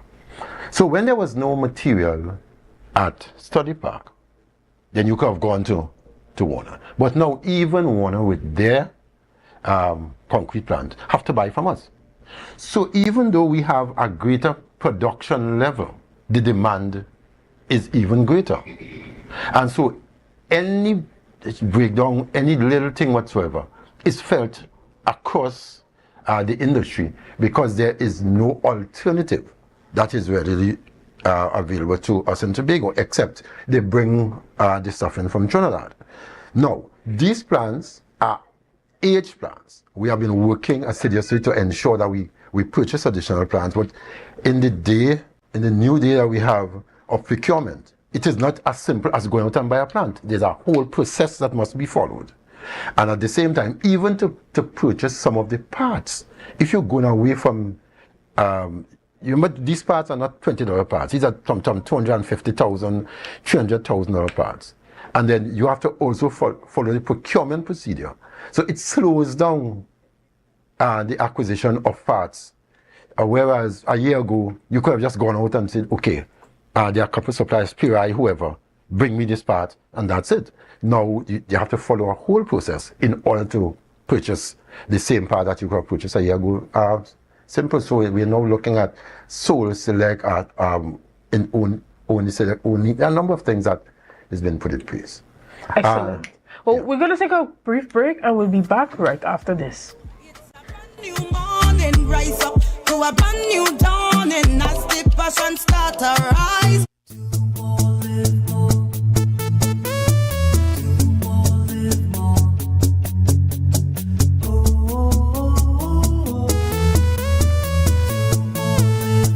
This is how it's gonna go. They better look up and look, 'cause this is your show, and everybody's gonna know. Say it to them once again. They better look up and look. This is your show, and everybody's gonna know. That's how it's gonna go. They better look up below, 'cause this is your show. Live more. MI4 Security Services Company is the most advanced security service in Tobago. Ask about our cash and transit service. It's safe, risk-free, reliable, and timely. We provide safe banking delivery for all business types and sizes with highly trained staff, 24/7 monitoring, coordinated emergency response, and a well-maintained fleet of armored vehicles. Contact us at 660-7723 or visit our website at www.mi4securitytt.com to sign up today. Tobago Glass Supplies has been a leading name for over 37 years in the glass and aluminum market in Tobago. We provide an extensive range of high-quality, innovative aluminum and glass products for commercial and residential use. Competitive prices with superior and professional services by committed employees who are guided by rigid quality standards. Tobago Glass Supplies specializes in the manufacture and installation of glass and aluminum products that are essential to today's homeowners and the business environment. We are engaged in marketing, sales, and installation of a variety of products. These ranges from windows and doors to necessities such as mirrors for homes and vehicles, designed and manufactured in-house or imported.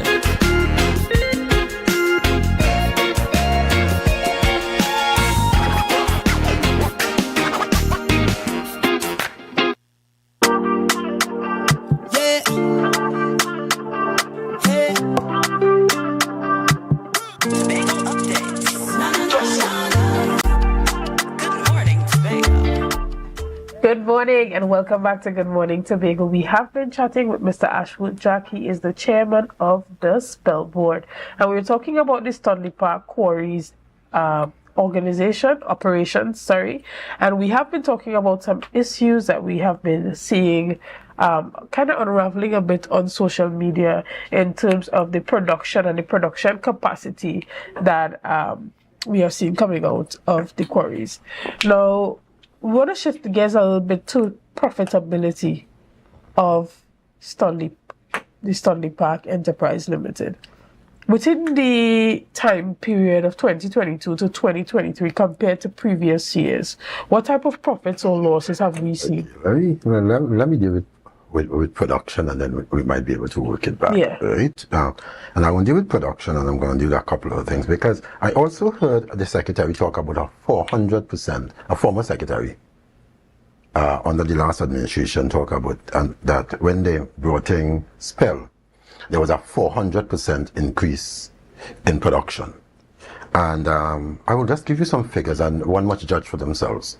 If you tell me prior to 2018, you had, in 2018, you had a 400% increase over prior years. Let me give you the production figures, and then that might be able to speak for itself. In 2018, the production figures at Studley Park was 137,410, right? In 2019, the production figures was 128,508. And he's saying that they had a 400% increase. So just imagine what he thinks was the production prior to 2018. Right? Because you're talking about just about 34 or so thousand per year, which I find questionable, but okay. But even if you say that, you're presiding over it anyway. In 2020, and I understand 2020 because 2020 was COVID. Yeah. So in 2020, the production went down to 105,545. In 2021, 57,960. In 2022, when it's coming out of COVID, it went back up to 105,456. And here we are in the period, this gentleman talking about crash and burn, that the production is the highest it have ever been. 202,646. Compare that to the second highest, which was in 2018, which is 134,410. Obviously, we have been doing something right. Coupled with that, we also had a situation, and sometimes I hear people, and I don't know if people don't understand that figures don't lie. When I went into Studley Park as chairman last April, we had a situation where there were some rental systems that we had to discontinue. One of them was the rental of a piece of equipment that cost to purchase $90,000. The compressor cost $90,000 to purchase. They were paying $45,000 a month rent for a $90,000 equipment. I wonder if the former secretary knows that. That under his watch, they were paying $45,000. 2 months rent would have purchased a new piece of equipment. We had a situation where scaffolding was being rented at $14,000 a month per lift. A lift of scaffolding will cost about $7,000 or $8,000 to purchase. So you could have purchased 2 lifts of scaffolding, which is what was being rented, 2 lifts, for the 1 month rent for 1 scaffolding. So we're talking about crash and burn. The previous administration bought a concrete batching plant, and I think it was admirable. But I wonder if they know that we have one of the very few wet concrete batching plants in the whole country. The concrete batching plants, normally you mix designs, you put it in the plant, it mixes it, and then it puts it in the truck. And when the truck on its way from the plant to the customer, the truck is designed to dispense water, and that is why the drum is always turning, because if the drum doesn't turn, it gets hard. And so that is at that point where the actual mixing takes place. We bought a wet concrete plant that the cost of maintenance, everything is probably twice the price of a dry concrete plant. And at the same time that was happening, they stopped the purchase, or the sale, sorry, of all concrete to the public, saying they don't want to compete with the private sector. Also, there was no sale of hot mix to the public. We are in a situation where, you see, people talk because they believe that people don't have information, right?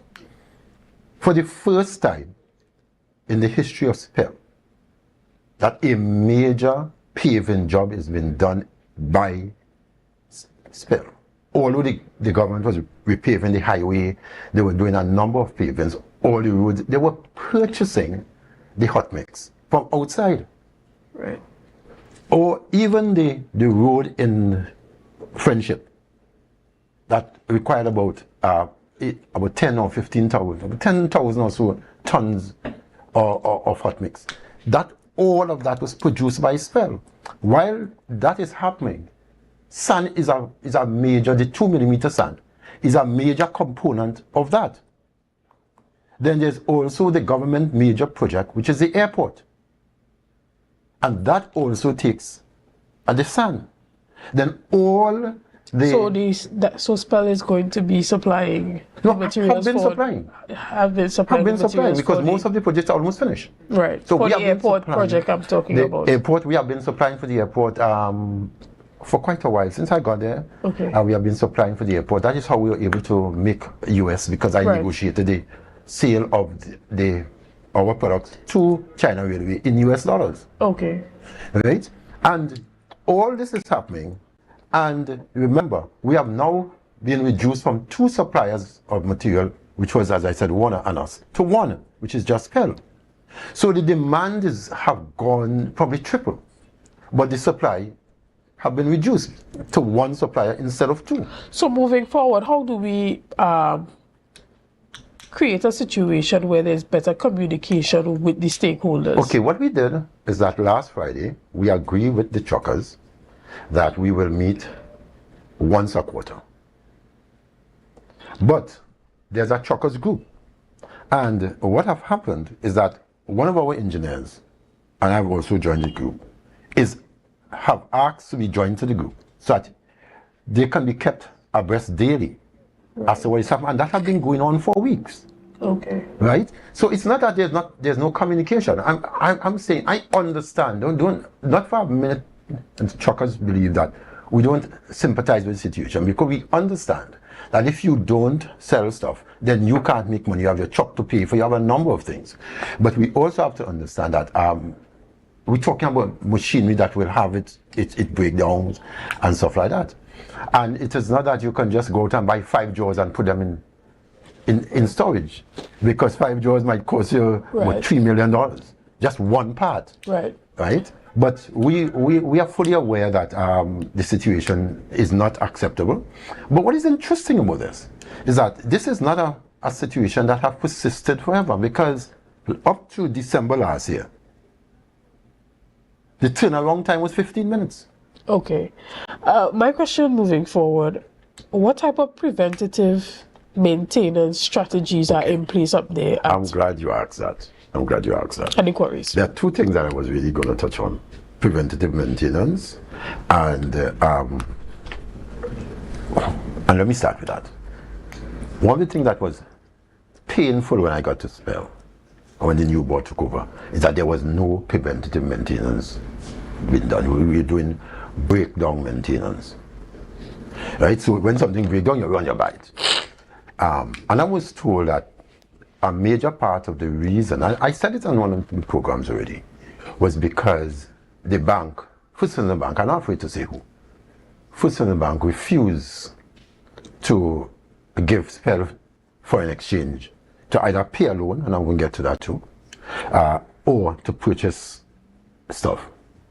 So they only have $6,000 in order to buy a software. Right. To set up the preventive maintenance schedule and to keep track of the stores and all that. And the bank refused, and that they are our bankers. They refused to give us that money. And so when the administration changed, and I came in April of last year, I started to negotiate the payments, especially China Railway, in US dollars. And that is how we were able to take care. Not only did they refuse to give us US dollars, but they refused to give the company a credit card. Yeah. Was that because of the previous? No, there are no problems. They had money in the account. The bank wrote us to say, we have to get a no objection letter from the Minister of Finance in order for us to study part together. Act number 40 is clear that there is a Tobago House of Assembly fund, just as there's a consolidated fund in general, and then there's a Secretary for Finance. But the bank doesn't want to hear that. As far as the bank is concerned, you talk to the Minister of Finance. If the Minister of Finance give you, and we'll never have that. And how was that problem solved? It's not solved. Okay, so is it not possible to move to another bank?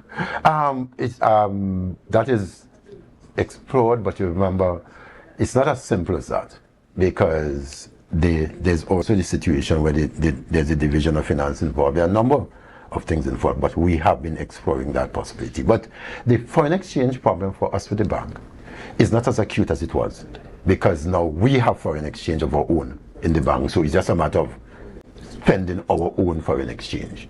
Okay.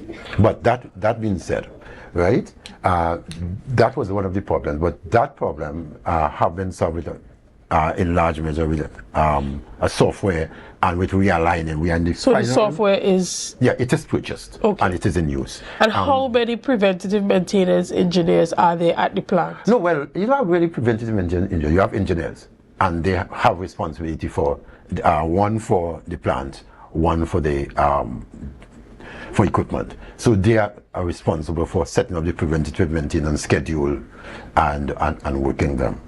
But one of the things that I found very disturbing, I still find disturbing, is that there was not an operation manual.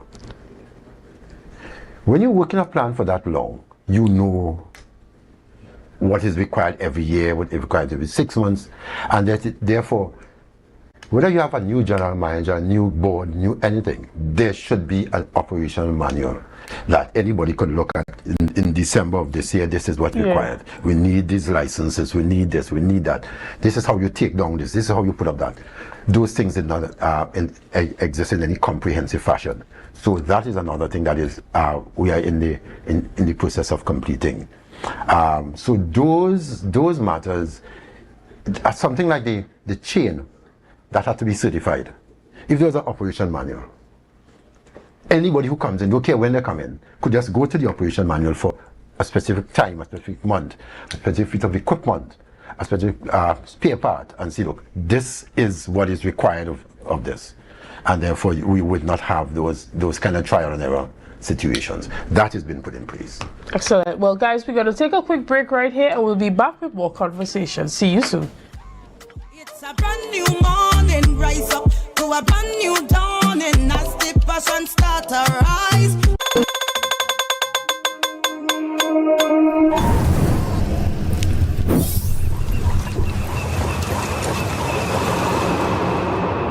No place like home, home, home. Oh, I love Tobago, baby. When we outside, it's an ocean of love. All that we align to the stars up above. Let we dance now, take a chance now with me. And we go jump till morning. Look, the moon don't sleeping. Tell them we not leaving. Till the last drop of a canal is madness in the capital. So I feel like I'm running down again. Jump and shake the ground again. Brave with all my friends and them. No place like home. Home. Home.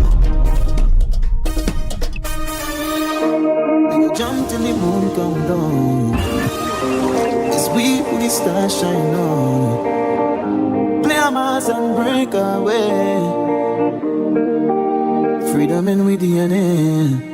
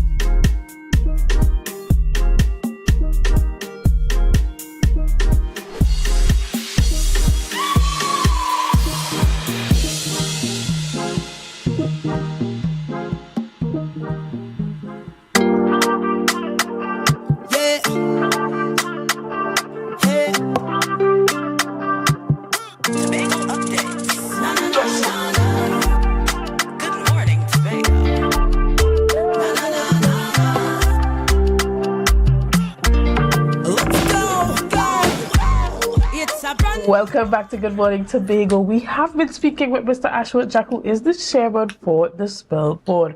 If you're just joining us, that is the Stanley Park Enterprise Limited. And we have been talking about their production capacity and their overall impact and input on the Tobago economy.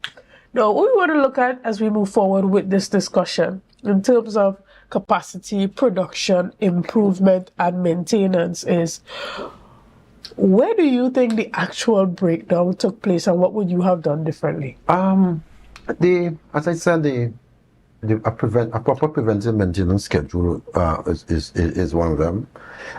There's a situation where if you understand how the plant works, and how we acquire parts, I was trying to allude to it earlier.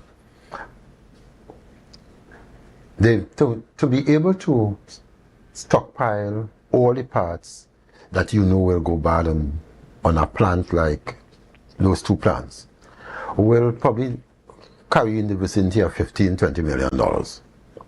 Just having stock. That is not something that a company could afford to just have lying down. So a lot of times what you do is that when there's a breakdown, then they call to get the part. The preventative maintenance will allow you to look at the life expectancy of parts and stuff like that, and to do the ordering in a timely manner. Let me tell you how unique our situation is in Tobago. Because of the abrasion level of our rock, or how hard our rock is, a crusher or a jaw that will last in Trinidad, which is limestone, 2 years, will last us 5 months. Yeah. That's how hard our rock is. It's considered one of the hardest rocks in the world. Right? And that's why we're trying to look downstream instead of just trying to build roads and sidewalks and stuff. Right. To make. And I don't know if you could remember this, because I know you're a young lady. I might not remember. They talk about the breakthrough factory by using our rock instead of just selling it to pave roads and stuff, to make brake shoes, to make emery boards, to make sandpaper, stuff like that. So we are back to trying to look to see where we can go downstream with some of these. So the cost of maintenance of that. But even before you get to the crushing, in Trinidad and most of the Caribbean, what you have is wet material. So you can just take an excavator, you just take the mountain down, and then you just pass it through a washing plant. So you take out the impure stuff, and then you sell it. In Spell, it's a lot more costly. In that, one, you have to remove the overburden or the trees, the topsoil, the rotten rock, all that. That have to be removed. And then you have to drill a hole into the rock or holes into the rock. And then you have to blast that with dynamite. All this is cost. And then when that is done, you have to truck it to the plant. And then the plant have to crush it. According to if the rocks are too big, and if you don't have a demand for armored rock at the time, you use a rock pick to break it into smaller size. All these are very costly exercises. Right. And that leads me to my next question. We are obviously not the only persons in the world that's doing it. No, we are not. So my question is, what are some of the more sustainable approaches to getting it done that's being done in some other parts of the world? Well, what have happened is that, like, I was in Ghana the other day. I was in Ghana. And even they don't have the situation of hard material, not as hard as ours, but they're hard material. A lot of, when you go into those fields, a lot of the granite and things is on the ground, just sitting there. And so you don't have to blast much. But one of the things that we have to do, and we have been attempting to do, is one, we know we have to blast. This is our advantage. We have the hardest material in this part of the world, one of the hardest in the world. We know we have to blast. But we also know that we cannot continue with a 40-year-old and probably a 25 to 30-year-old plant. And so we have been out looking at other people, see what they have been doing, and looking at prices. There's a report, the preliminary report was submitted last Wednesday for the purchase of new plants in order to retire one or both of the plants. We had more than likely one, and to increase our production. And of course, we also have a situation where some of the equipment have to be upgraded and or retired. Right. Before you move any further, before we get into that particularly, the world itself is moving into more climate safe ways of doing things. So even as we look at purchasing new plants, have you considered a part of the requirement for a new plant to be something that is a bit more environmentally sustainable? Okay, I'm glad you asked that, Ms. Felix. One of the things that we are looking at is how we do dust suppression. And a couple of weeks ago, we had someone, a company on the plant, looking to see how we can do our dust suppression system. And we have also discovered when we were out of the country that the dust that we have blowing away and flying away, that we can use it right back in the concrete and asphalt production. These have never been done. We are now doing the testing. Our lab is testing it, and so that would be introduced. So yes, one of the things we're doing is that the dust suppression units that allows us the dust not to get into the environment. Right. That is important for us. Also, what we are doing is that we are recreating green spaces on the areas that have been affected. Oh. So that is an ongoing project. It has started a couple of months ago, and so we will be putting back in trees and a number of stuff. That also helps in the filtration system, the natural filtration system. So is there anyone within the board or within the organization whose speciality is environmental sustainability or just sustainability? No, when we want a service, because it's not a service you want every day. When you want a service, you just purchase it. You want somebody to come and look at, we have someone come in and look at it. They say what needs to be done. The EME also have that as a requirement. And so we have been working closely with the EME to get those things done. Excellent. So let's look into actually purchasing a new plant. Yeah. What type of costs are we looking at, and what type of private sector investment are you pursuing for this? We're not looking for private sector investment. We want to purchase a new plant. We're looking at all the major producers of plants around the world. So we looked at France. We're looking at the United States. We're looking at China. And, people will come and tell you, hey, don't buy a Chinese plant because Chinese plant not good. And that's not necessarily true. Because what we discovered is that a lot of the parts that we are purchasing from major companies, the parts are made in China, stamped with the company stamp, sent back to the company, and then send, and then we purchase it as though it is made in that company and in that country. But so we're looking at all the possibilities, and that is why it's not something you could just run into and just purchase it today. The cost involved in that is something that I have been touting for a while. If we're looking at Chinese plant, it will cost us about a quarter of what it will take us to buy plants from the other major suppliers. And that is another discovery we made when we were in Ghana. We went on some of the plants, we looked at them, and then when we inquired of the price, we were really surprised that it was costing us about between, in some cases, a quarter, in some cases, about 1/3 of the price that we will pay in other places. And so we were already negotiating with the Secretary for Finance and the Secretary for Works that we'd want to borrow on our own volition, of course, in the vicinity of $50 or $60 million to purchase plants and equipment. And so that money would be able to take care of maybe 1 or 2 plants if we need 2 plants. It would be able to take care of modern equipment that we need in terms of excavators, loaders, stuff like that. And we are also looking at another piece of equipment as a downstream. I don't want to say anything about it yet, but it will be a downstream, so that will increase our profitability. Okay, and as we round up our discussion this morning, we know that the world is moving towards artificial intelligence and mechanical automation.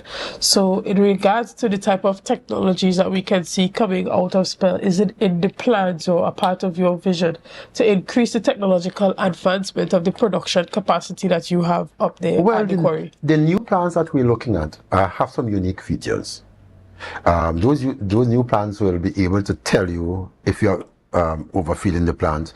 If there are too much material going into the plant, they'll be able to slow down the production so that you don't have rocks sticking in the jaws.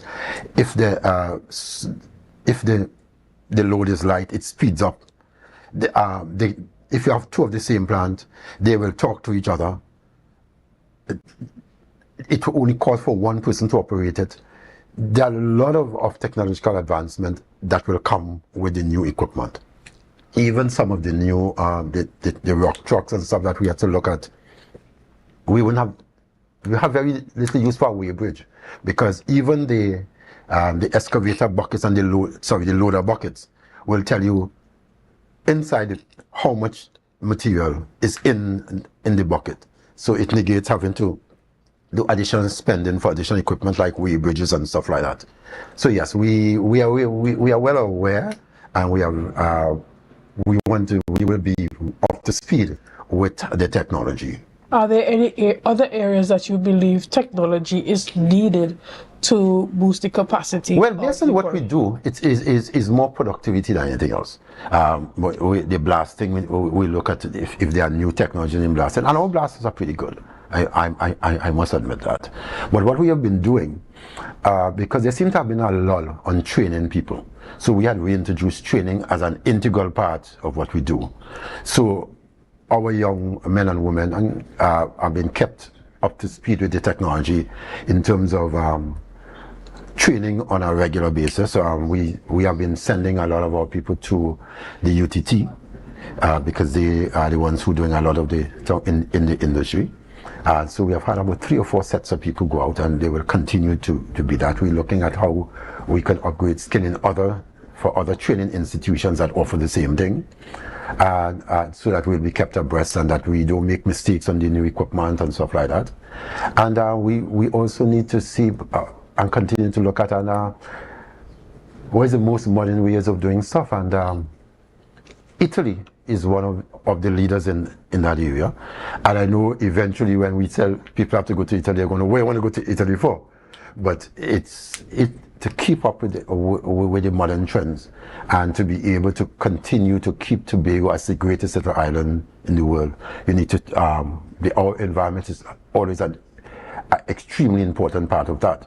And so yes, we will continue to keep abreast of international standards, first-class standards, to ensure that we keep Tobago in this way, because we also have to start looking at another quarry.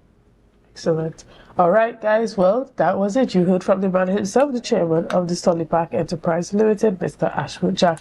Guys, again, thank you for joining us this morning. Thank you for liking, sharing, and commenting. And thank you for making Tobago Updates the #1 broadcaster on the island of Tobago. Again, thank you and have a great day. Morning, rise up to a brand new dawning as the passion start to rise. The energy fill the skies. I say thanks for favor to wake up and hear me neighbor. 60,000 people strong and the vibes is never wrong.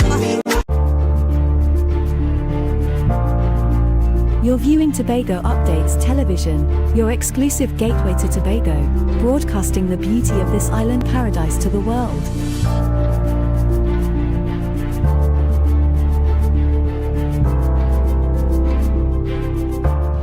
To wait overnight for aggregate and Stanley Park quarry, head of Tobago Business Chambers says legal framework needed for the THA police